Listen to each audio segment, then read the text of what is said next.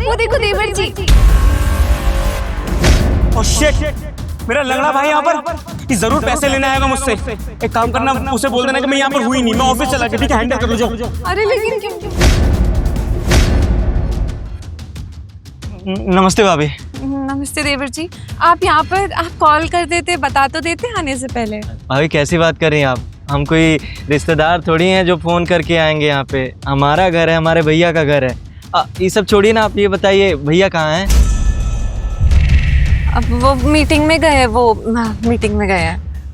क्या नहीं है, मीटिंग में गए हैं, पर कल तो हमारी बात हुई थी उनसे फ़ोन पे, वो घर पे ही थे। अब कल वो घर पे ही थे, लेकिन अचानक से ऑफिस से कॉल आया कि आज ना अर्जेंट मीटिंग है, तो वो चले गए। अच्छा आप यहाँ पर कुछ ज़्यादा ज़रूरी काम था क्या? आप मुझे बता दीजिए, मैं उन्हें बता दूंगी। भाभी ज़रूरी काम तो है, अब वो उन्हीं से काम था, आपको नहीं बता सकते हम। आप एक काम करिए ना, भैया को फ़ोन लगा दीजिए, हम बात कर लेते हैं उनसे। मैंने कहा ना वो बहुत अर्जेंट मीटिंग में, कॉल करूंगी तो उठाएंगे ही नहीं।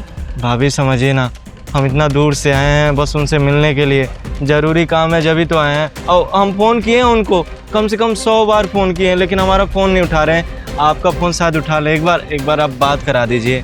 अब ठीक है, मैं लगाती हूँ। देखिए मेरा फ़ोन उन्होंने काट दिया। मैंने कहा था ना वो बिजी होंगे मीटिंग में, इस वजह से वो कॉल नहीं उठा पा रहे। आप बाद में कीजिएगा, उनको कॉल पिक कर लेंगे। भाभी एक बार और कोशिश करिए ना।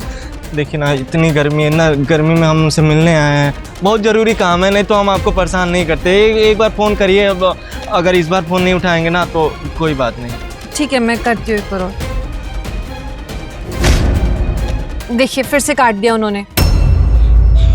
क्या करें हम, एक तो इतना ज़रूरी काम है, उनसे मिलना ज़रूरी है, वो फ़ोन ही नहीं उठा रहे, ना आपका ना हमारा।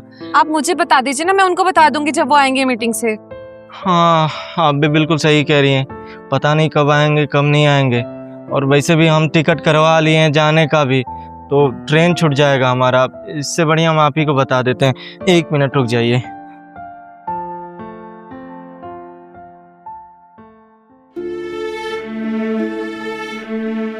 भाभी ये ना पैसा है, आप ना भैया को दे दीजिएगा। पर इतने सारे पैसे आप मुझे अपने भैया को देने के लिए क्यों कह रहे हैं? भैया आपको बताया नहीं है क्या? आपको पता नहीं है? वो ना बहुत परेशान है। वो हम आपको बताते हैं, उनको ना हम फ़ोन किए थे। वो क्या था ना कि हमको 1000 रुपये चाहिए था, इसलिए हम उनको फ़ोन किए थे। इसका क्यों कॉल आ रहा है यार? हाँ छोटे भैया प्रणाम। हाँ, खुश रहे। क्या हुआ? भैया वो क्या है ना कि हमको 2000 रुपये चाहिए थे। वो तबीयत सही नहीं है, वो सोच रहे थे कि हॉस्पिटल जाके दिखा लेते डॉक्टर साहब को। छोटे तुझे क्या बताऊँ यार, तुझे पता है मेरा जो बिजनेस पार्टनर था ना यार, उसने मुझे धोखा दे दिया। कंपनी के सारे शेयर्स अपने नाम करा लिए। मेरे पास फूटी कोड़ी भी नहीं है यार, 1 रुपया नहीं है खाने के लिए। अब समझ ही नहीं आ रहा अपना बिजनेस स्टार्ट करूँ कहाँ से, क्या करूँ, कुछ समझ नहीं आ रहा यार। घर का राशन नहीं भरवा पा रहा हूँ यार, बता, इतने भी पैसे नहीं है मेरे पास। कोई बात नहीं भैया, आप चिंता मत करिए, हम कहीं और से व्यवस्था कर लेंगे। हाँ, अगर मेरे पास होते ना मैं पक्का तुझे भेज देता ना। तू अभी कहीं और से ले ले, मैं देख लूँगा। बाकी तू दुआ कर मेरे लिए कि मेरे पास जल्द से जल्द पैसे आ जाए, कंपनी स्टार्ट कर दूँ। हैं, हम देखते हैं कुछ। बड़ा है पैसे मांगने वाला, मैंने किसको पाल रखा है? गिनती भुला दी। भाभी अब भैया को इतना परेशान देखे ना तो हमको कुछ समझ नहीं आया।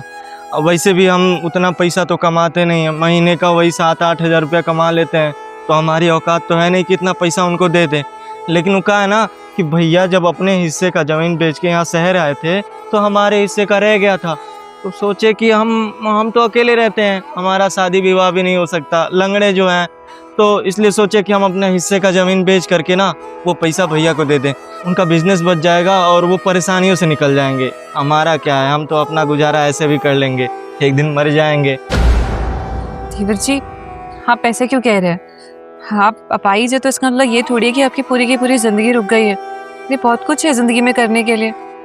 देखिए ना, आप कितना सोचते हैं अपने भैया के बारे में। आपके भैया यहाँ रहते हैं, लेकिन आपके भैया यहाँ रहते हैं आपसे दूर। लेकिन अगर आपके भैया ने आपको बताया कि वो परेशानी में है, तो आप थोड़े थोड़े यहाँ पे चले आए। मतलब आपने अपनी जमीन भी बेच दी। कोई इतना प्यार कैसे कर सकता है अपने भाई से? अरे भाभी बोलिए मत कि हम भारत देश में पैदा हुए हैं, वहाँ पे जहाँ पे 4 भाई पैदा हुए थे, राम लक्ष्मण भरत शत्रुघ्न, अब उनसे ही तो संस्कार मिला है। एक भाई दूसरे भाई के लिए इतना बलिदान दे सकता है, तो इसके आगे तो ये छोटा सा बलिदान है हमारा। और ये कोई बलिदान भी नहीं है, ये फर्ज है हमारा अपने बड़े भाई को परेशानी से निकालना। आप इतना सोचिए मत, ये पैसा भैया को दे दीजिएगा, हम चलते हैं। अब आप जा रहे हैं, अंदर चलिए ना, इतनी दूर से सफर करके आए हैं, थोड़ा आराम कर लीजिए। नहीं नहीं भाभी, आपको बताए ना हम कि हम टिकट करवा लिए थे जाने का भी। अब वैसे भी आप आ ही जाए, जाने में थोड़ा समय लगेगा, कोई देख लेंगे ना, वो टिर्री उर्री मिल जाएगा, उससे चले जाएंगे तो ट्रेन मिल जाएगा टाइम पे। हम चलते हैं, नमस्ते। जी, आराम से जाइएगा। और भाभी, भैया से एक बात जरूर बोल दीजिएगा आप कि उनके जीवन में कभी कोई परेशानी आए ना, तो किसी और को नहीं, हमको याद करेंगे।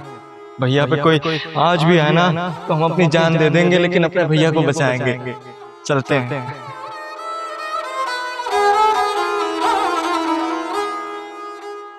सुन लिया तुमने? जिस भाई से तुम छुप रहे थे ये सोचकर कि वो तुमसे मदद मांगने आया, पैसे मांगने आया, वो तुम्हें पैसे देने आया था क्योंकि उसे लगा था कि तुम परेशानी में हो। तुमने उससे झूठ बोला था कि तुम्हारे पास पैसे नहीं है। उस बेचारे ने तो सच मान लिया था, जमीन बेच दी अपने हिस्से की तुम्हारी मदद करने के लिए। इतना प्यार करता है तुम्हारा भाई तुमसे और तुम उसे इग्नोर करते हो, उसे बोझ समझते हो। तुमने अच्छा नहीं किया उसके साथ, उस बेचारे मासूम के दिल के साथ खेल के ना, बिल्कुल अच्छा नहीं किया। मैं सब जानबूझ के नहीं कर रहा था।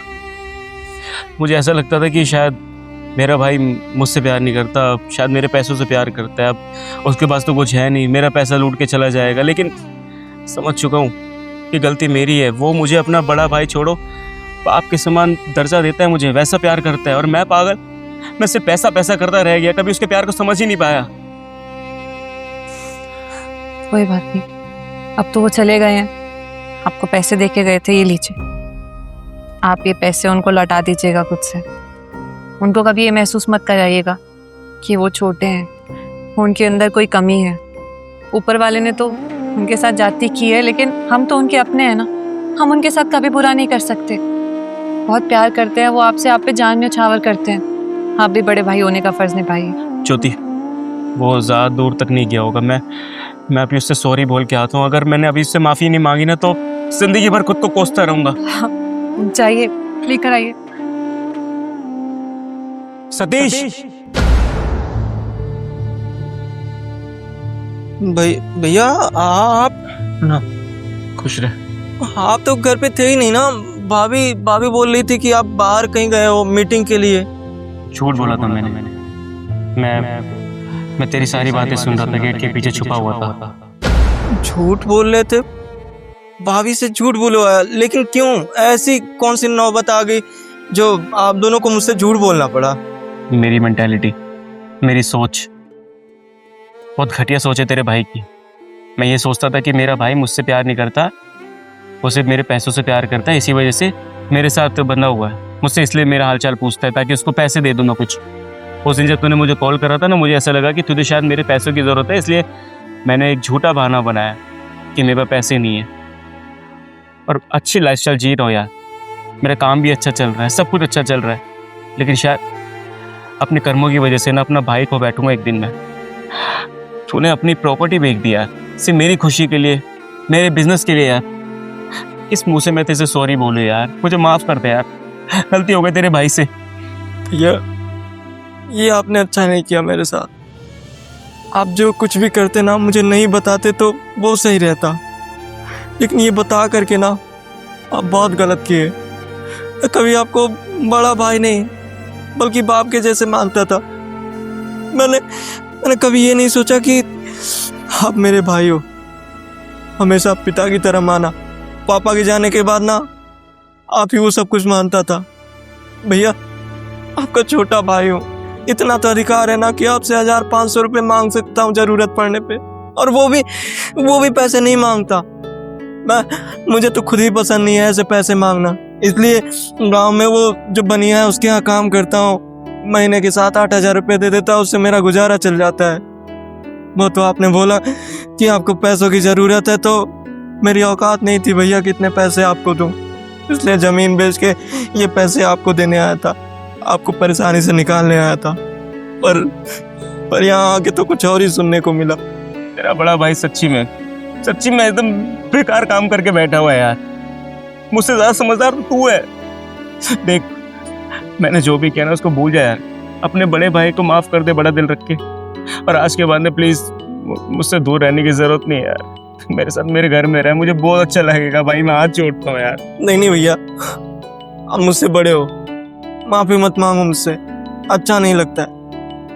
और रही बात यहाँ रहने की, तो माफ़ी चाहता हूँ भैया, लेकिन मैं यहाँ रह नहीं सकता। मैं गांव में खुश हूँ, अपना मेहनत करता हूँ और 2 वक्त की रोटी खाता हूँ, मैं उसमें खुश हूँ। चलता हूँ, आप अपना ख्याल रखना, और किसी चीज़ की ज़रूरत हो तो अपने इस गरीब छोटे भाई को याद कर लेना। सतीश प्लीज़ माफ़ कर दे सतीश।